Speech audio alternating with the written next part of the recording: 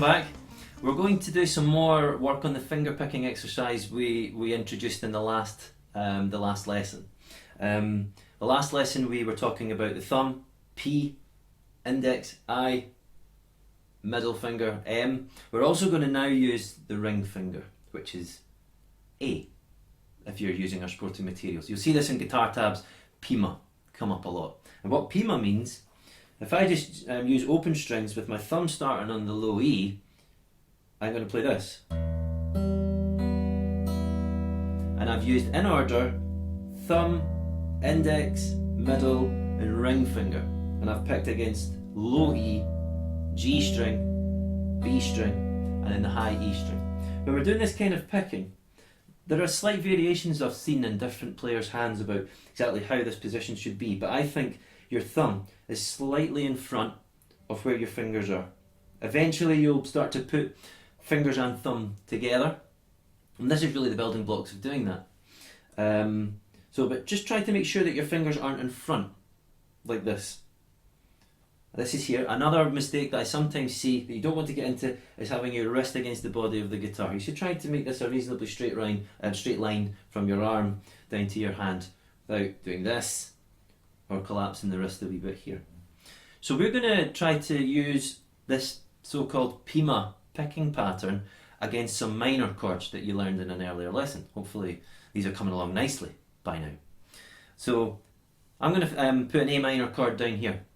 And what we're going to do is we're going to pick through the chords. Now when we pick a chord and we break the chord up, it's known as an arpeggiated chord. And this helps to give the chord a slightly more, you might say slightly more sophisticated sound or slightly fuller sound.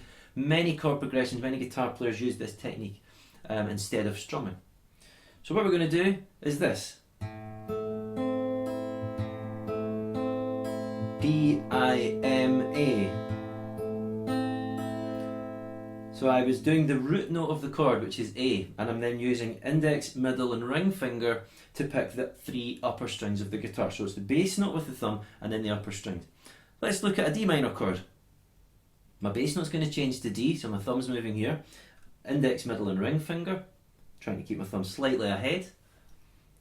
Left hand, I have pointy fingers, not collapsed fingers. Let's try the same thing.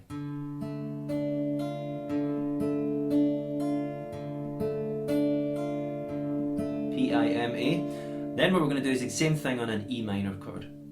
Place the chord down. Now we don't actually, for an E minor chord, we don't actually need any fingers on because I'm just going to use the bass note. So I'm going to take my fingers away and I'm just going to use the low E and then the top three. This does give us the E minor chord.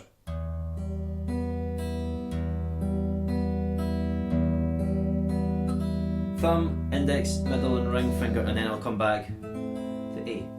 So let me show you the progression. We're going to spend about 2 bars on each chord. We're going to count it like this. 1 and 2 and 3 and 4 and 1 and 2 and 3 and 4 and change to D minor. I tried to mute the strings as I changed from A minor to D minor that I didn't want to ring out.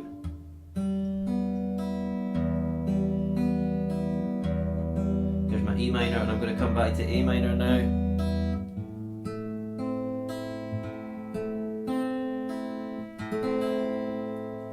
Off with a wee kind of rolling technique, which is something you can also work on with this technique, to roll through chords, and you can start sounding pretty cool pretty quickly if you experiment with that technique.